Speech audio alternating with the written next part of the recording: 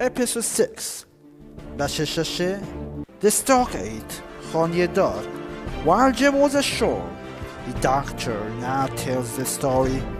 دم جیم سرکناری نها دکتر ما چیروکی دبیجید. It was about 1:30 when the two boats went ashore from the Hispaniola, and the captain, the squire, and I were talking in the cabin. Down came Hunter, who was another honest man. Jim Hawkins was on one of those boats. He's gone ashore with the rest, he said. We trusted Jim, but we were worried about his safety. The first two boats had gone far to the right. There was a man waiting in each of the boats on the shore. After a while, Hunter and I decided to take another rowing boat and go ashore in order to explore. The two men saw us, but did nothing.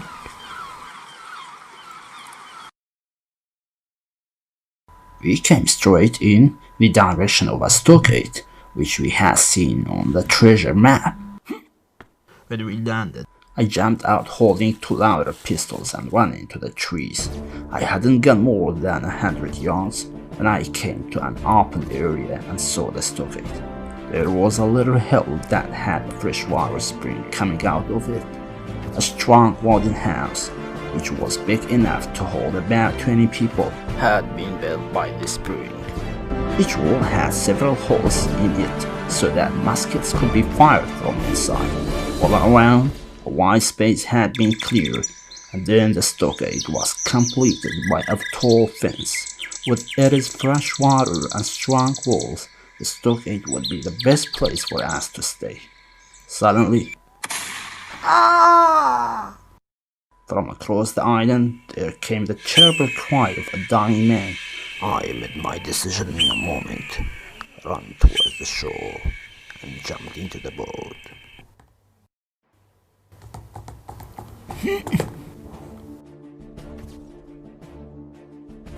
We were soon on board the Hispaniola again, where everyone was frightened and worried.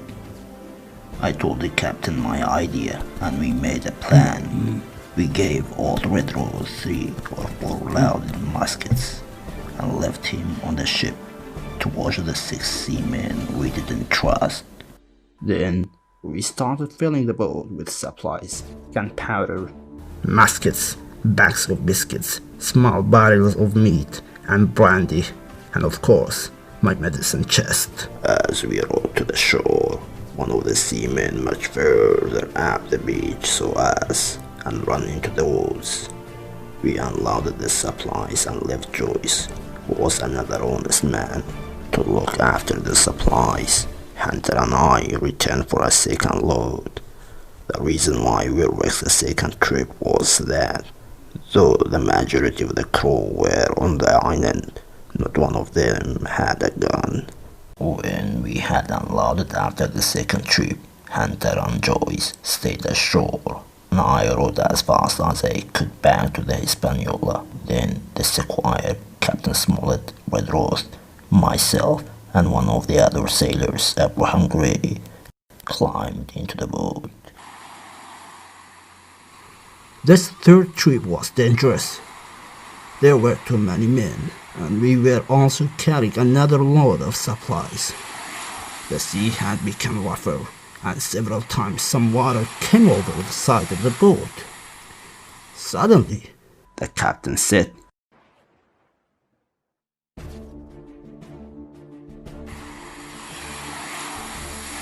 Walk behind us!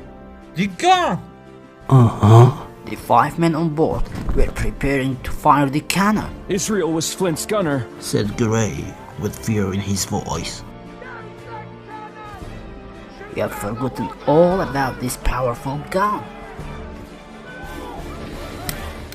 Trelawney, who was the best of us with a gun, loaded his musket. We stopped rowing, then he took aim, and he fired. Just at that moment, his right hands, who had been preparing the gun, bent down, The shot flew past him and hit one of the other men on deck. Then we heard shouting from the ship and also from the shore, where we could now see the other pirates coming out of the woods. It was not long until a shot from the cannon fell wide by our boat, and she began to sing.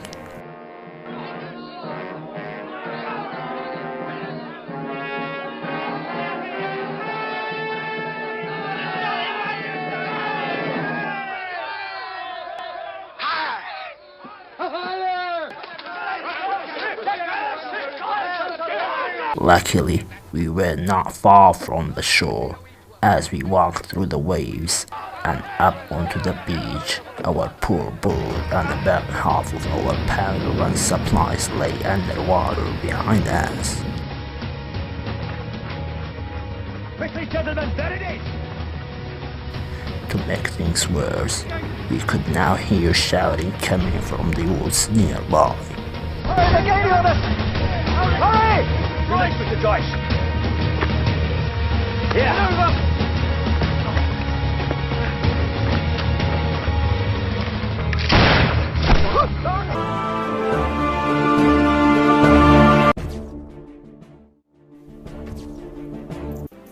Episode 6 بخش 2 The first day in the stockade یکم روش د نافخانه دار بود.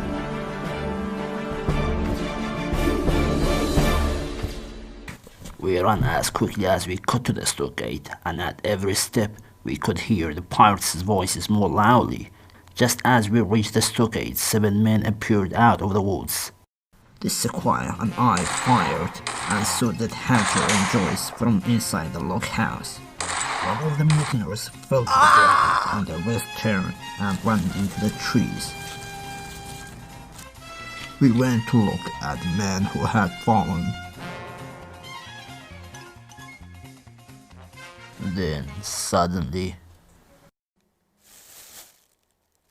a shot came out of the trees and hit poor Tom Redworth. He cried out with pain.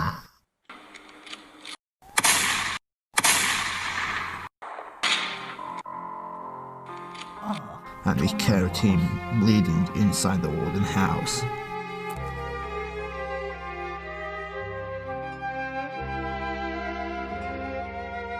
The squire fell down beside him and kissed his hand, crying like a child.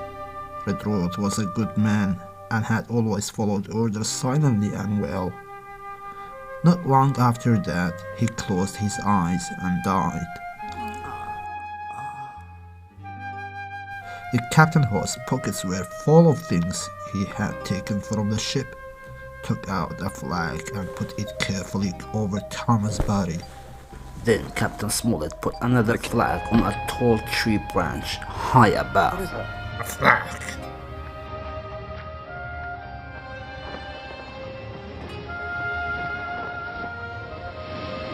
Following that, the captain came to me and spoke quietly and said, Dr. Livesey, How many weeks is it until Blandly will send a ship to look for us? I told him it would be months and not weeks. By the end of August, Blandly will send a ship to look for us. Well, sir, then it's very bad that we lost the second lot of supplies. The food supplies are very limited.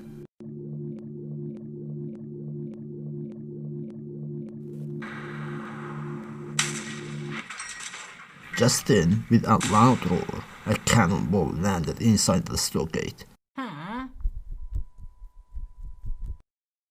perhaps they could see the flag from the ship, said the captain.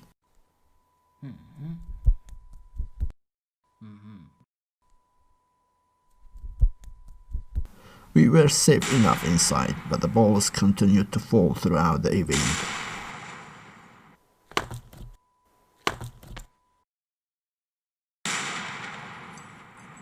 The woods between us and the beach are probably safe, said the captain after several hours.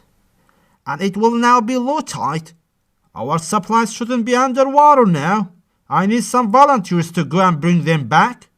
Then Gray and Hunter volunteered and went quietly down to the shore, but they were too late.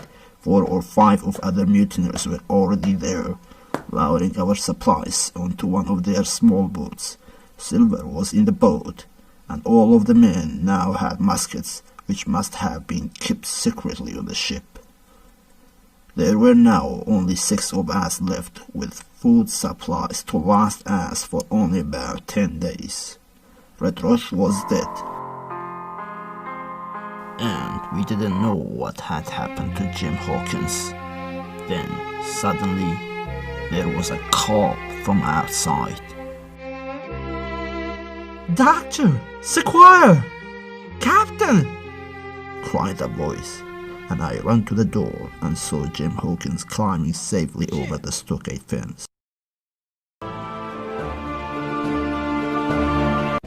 Episode 6 بخش 3 I joined the others از گشمت حوالا. Jim Hawkins continues the story. نها Jim Hawkins من چیروکی بیش.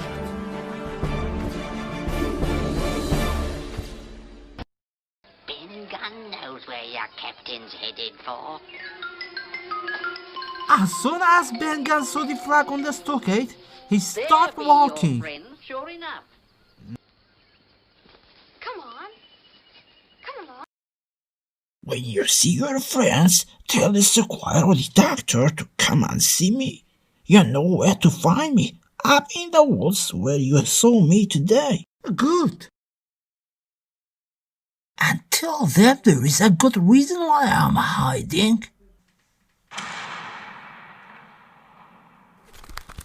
Can I go now? The cannon suddenly started firing again, and we ran in different directions into the trees.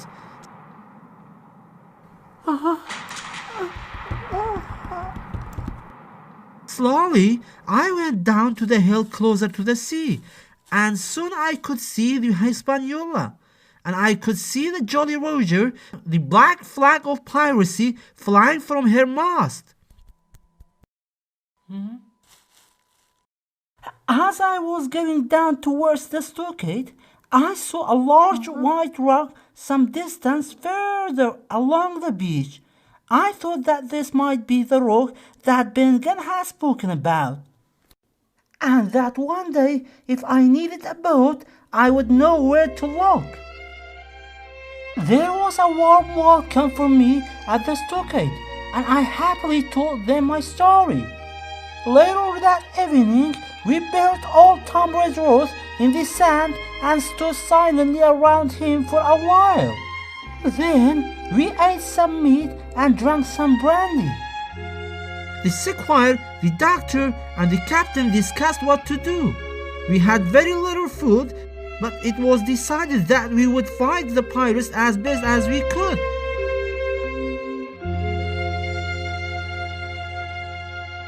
We will fight the pirates as best as we could. There were 15 of them now, and 2 of those had been shot and hurt. To help us, on the other hand, there was also the rum the pirates were drinking. Though the pirates were half a mile away, we could hear them well, singing and shouting late into the night. I was very tired, and when at last I got to sleep, I slept like a log.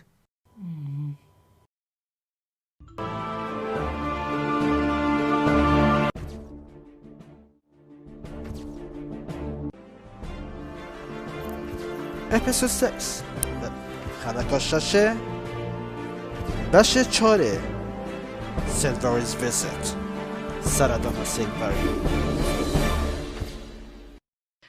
I was woken up by the sound of voices early the next morning. I hear someone saying, "There is a white flag! It's Silver!" There was a man with Silver who shouted, "Captain Silver's here, sir, to make peace." Captain Silver to come aboard and make terms. "Captain Silver? I don't know him. Who is he?" cried the captain, adding to himself, "So it is Captain now, is it? Me, sir. These poor lads here have chosen me captain after your desertion, sir. We want to talk to you and agree something. The silver?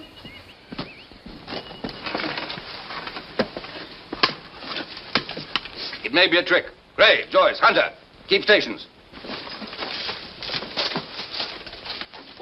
And then Silver came up close to the fence, threw over his crutch, and with a great effort managed to climb over.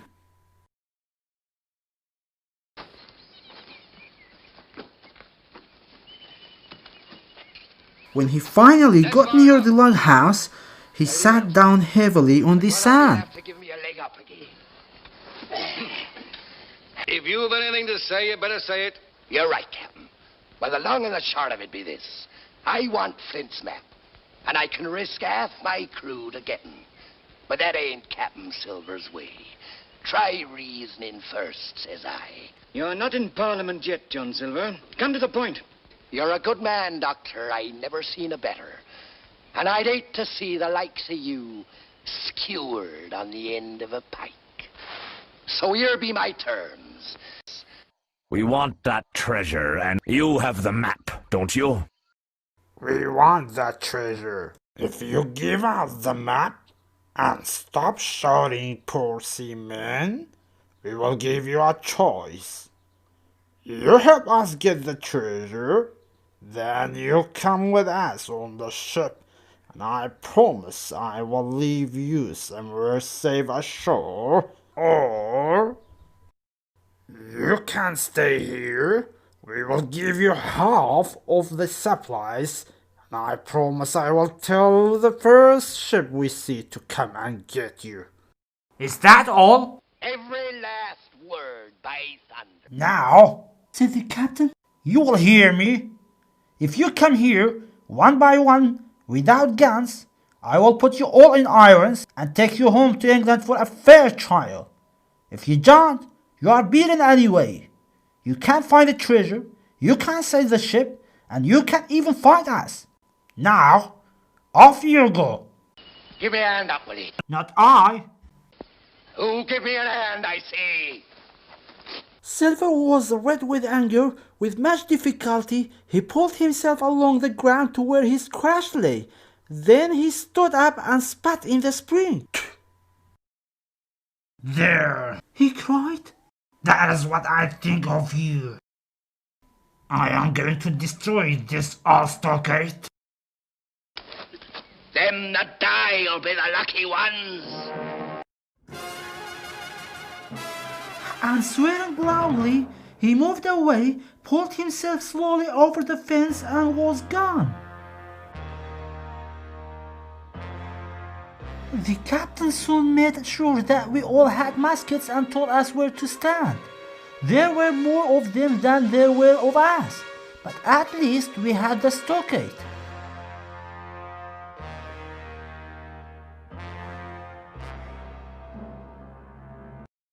After an hour of waiting, a group of mutineers suddenly appeared from the woods on the north side and ran towards the fence. Truce be over! Cutlasses, you swabs! Shots came from the woods to the other side. Sapphire and Gray fired again and again from inside the log house and hit 3 men as they climbed over the fence. 2 of them were shot dead and the third ran away. But 4 more had got inside the fence and they were on us with pistols and swords. Burn them, boys, burn them! Burn them, you swabs! One of the pirates put his hands on Hunter's musket, pulled it through the hole in the stockade wall, and used it to hit Hunter hard on the head.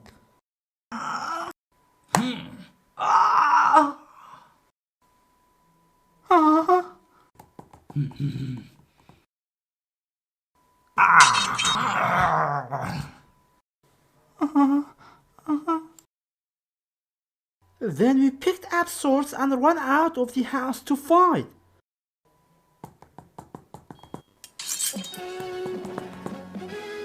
I saw the doctor cut a man across the face.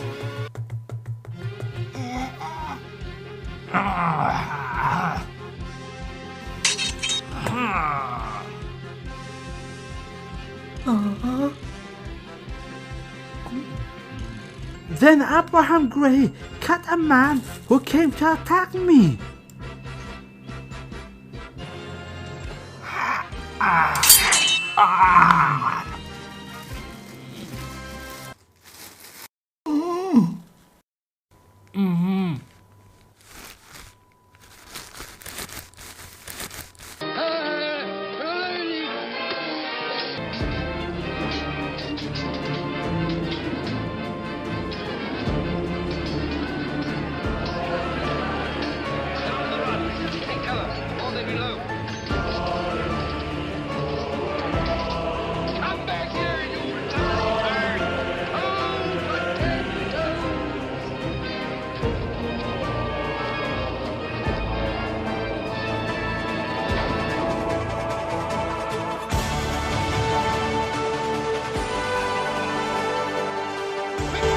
The sequoia was holding the captain, who was badly hurt. And we saw that Hunter was lying on the floor and was still alive, but Joyce had been shot dead.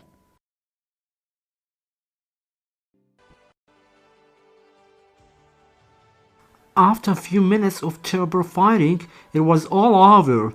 We had won. 6 of their men lay dead or dying, and the rest had run away.